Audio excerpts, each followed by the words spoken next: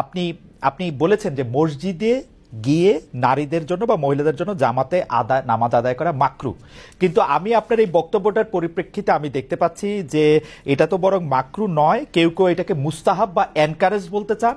অনেকে উদাহরণ দিচ্ছেন আয়েশা যিনি প্রফেটের স্ত্রী ছিলেন, রাদিয়াল্লাহু আনহা, হ্যাঁ আয়েশা রাদিয়াল্লাহু আনহা, উনি ইমামতি করে মেয়েদের নামাজ পড়িয়েছেন, এবং যে জায়গায় আপনি এটা মুকরু বলছেন ওই জায়গায় কেউ মুস্তাহাব বলতে গিয়ে আপনার বক্তব্যের বিরোধিতা করছেন। এটা নিয়ে আপনি যদি আমাদের একটু বলেন।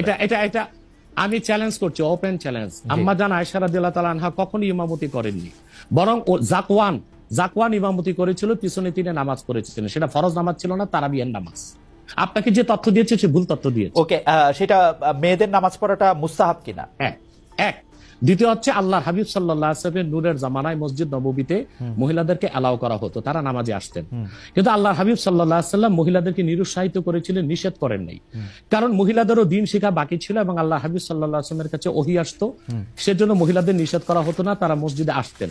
হযরত ওমর রাদিয়াল্লাহু তাআলা আনহু তার খেলাফতের সময় বলেছেন মহিলাদের জন্য ঘরেই নামাজ পড়াটা উত্তম। তখন প্রচুর পরিমাণ সাহাবী উপস্থিত ছিলেন, তারা হযরত ওমরের এই কাজে কেউ বাধা দেননি। সেজন্য মহিলাদের মসজিদে আসাটা হারাম নয়, মাকরু বলা হয়েছে জামাতে আসা। কারণ আম্মাজান আয়েশা রাদিয়াল্লাহু তাআলা আনহা নিজেও বলেছিলেন যে বর্তমানে মানে ১৫০০ বছর আগেই আম্মাজান আয়েশা বলেছেন যে এখন মহিলাদের মসজিদে না আসাই উচিত ফিতনার এই সময়। তো ১৫০০ বছর আগে যদি ফিতনার আশঙ্কা করে আম্মাজান আয়েশা মসজিদ নববীতে মহিলাদের আসাটাকে নিরুৎসাহিত করে থাকেন, তাহলে হযরত ওমর রাদিয়াল্লাহু তাআলা আনহুর সিদ্ধান্তটা সঠিক ছিল। আর বর্তমান যুগে সেটা আমরাও নিরুৎসাহিত করি, এজন্যই মাকরু বলি। মাকরু মানে হারাম নয়, খুব কঠিনভাবে নিষিদ্ধ নয়, জাস্ট নিরুৎসাহিত করা। আপনি মাকরু ফতোয়াটা কোথায় পেলেন? আর আপনি যে বলছেন যে আনহা এটা পড়েন নাই, কিন্তু আমি এখন যেটা দেখতে পাচ্ছি যে women praying in congregation among themselves, এটা মাদিনা বলে একটা পিরিয়ডিক্যালস বাইর হয় মাদিনা ইউনিভার্সিটি থেকে, সেইখান থেকে একজন বলতেছেন যে এটা পড়ছেন। আমি তো এটা সত্য বিচার করতে পারবো না। আয়েশা রাদিয়াল্লাহু তাআলা আনহা ইমামতি করেননি, তিনি জাকওয়ান ওনার খাদেমের পিছনে নামাজ পড়েছেন। সেটা ফরজ নামাজ ছিল না, তারাবিহের নামাজ ছিল। জি, এটা বুখারী শরীফের হাদিস। আমাকে সময় দিলেন, বের করে দিব। আচ্ছা ঠিক আছে, আপনি কি এইটা একটু বলবেন যে মাকরুটা আপনি কোথায় পেলেন? এটা হানাফিদের সর্বসম্মত মত। হানাফিদের সর্বসম্মত মত যে মেয়েদের মসজিদে গিয়ে নামাজ পড়াটা মাকরু। হজের সময় ওটা ভিন্ন বিষয়, ওইটা ভিন্ন বিষয়। ফরজ, হজটা ফরজ, এবং সেখানে নামাজ আদায় করা ওই সময় মেয়েরা জামাত আদায় করতে ওইটা ওরা করতে পারবে, কিন্তু পরে আর এমনিতে নরমালি আর পারবে না।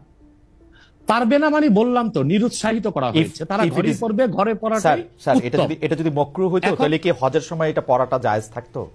না, স্থানকাল ভেদে পার্থক্য আছে না। আপনি এখন তো আপনি আজকে আগামীকাল দুপুরে আপনি পানাহার করতে পারবেন, কিন্তু পহেলা রোজায় দুপুরে পানাহার করতে পারবেন? সেটা তো হারাম হয়ে যাবে না?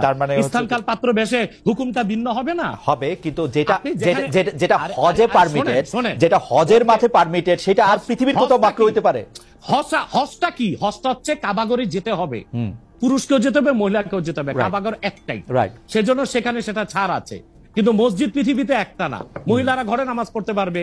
হ্যাঁ, তারপরে আমরা এটা বলে থাকি, যেমন কোন মহিলা ঢাকা গেল শপিং করার জন্য, এখন নামাজের সময় হলো, সে বাড়িতে আসতে নামাজ কাজা হয়ে যাবে, সে বাইতুল মোকাররম যে নামাজ পড়ে নেক, মহিলাদের জন্য যদি সুব্যবস্থা থেকে পড়তে পারবে। মাকরুটাকে আপনি খুব বড় করে দেখার প্রয়োজন নাই। এই যে আপনার মাথায় টুপি নাই, এটাও কিন্তু মাকরু স্যার, যেটা মাথায় বসাও মাকরু, রাইট। যেটা কিন্তু তাই বলে তো আপনাকে আমি গুনাহগার বলতে পারছি না, স্যার। আমি যেটা বলতে চাইতেছি, এমন কোন কাজ কি আছে যেটা কাবাগারে করা যায়, অন্য যে কোনো জায়গায় আরেকটা মাকরু হিসেবে বিবেচিত হবে? আর কোন কাজ কি এরকম আছে? বোঝার জন্য জানতে চাইতেছি স্যার। হ্যাঁ, বোঝার জন্য বলতেছি। যেমন কাবাগারে উপস্থিত হলে ওযু অবস্থায় যেতে হবে, অন্য কোনো জায়গায় গেলে ওযু অবস্থা লাগবে না। কেউ যদি হজ করতে ইহরাম ভাবে, স্ত্রীর সহবাস তার জন্য হারাম যতদিন কাবাগারে। না, যেটা কাবাগারে করা যায় সেটা অন্য কোথাও হারাম আছে কিনা? কাবাগর, হ্যাঁ হারাম আছে। যেমন কাবাগর তোয়াফ করা হচ্ছে ফরজ, হজের একটা ফরজ, কিন্তু পৃথিবীর অন্য কোনো ঘর কোনো জায়গায় তোয়াফ করা যায় না, সেখানে যেটা যে অন্য জায়গায় যায় না। মানে যেহেতু কাবাগর তোয়াফ করা যায়, মানে কাবাগর শুধু তোয়াফের জায়গা, কাবাগর তোয়াফ করা ফরজ, কিন্তু পৃথিবীর অন্য কোনো মসজিদ বা আল্লাহর ওলির কোনো কবর বা মাজার তো তোয়াফ করা যাবে না, সেটা তো শিরক। আচ্ছা, তাহলে স্থানকাল পাত্র ভেদে এবং সময়ের ভিন্নতার কারণে হুকুম পরিবর্তন হয়। Okay. যেমন আমি আপনাকে একটা উদাহরণ দিয়েছি, আগামীকাল আপনাকে দুপুরে খেতে হবে, সেটা খাওয়া আপনার জন্য সওয়াবের কাজ। আল্লাহ বলেছেন কুলু ওয়াশরাবু, খাও পান করো, কিন্তু ঠিক পহেলা রোজার দিন দুপুরে আপনি খেতে পারবেন না, সেটা হারাম। অথবা মাকরুর বিষয়টাও স্থানকাল পাত্র ভেদে তো পরিবর্তন হবে। লাস্ট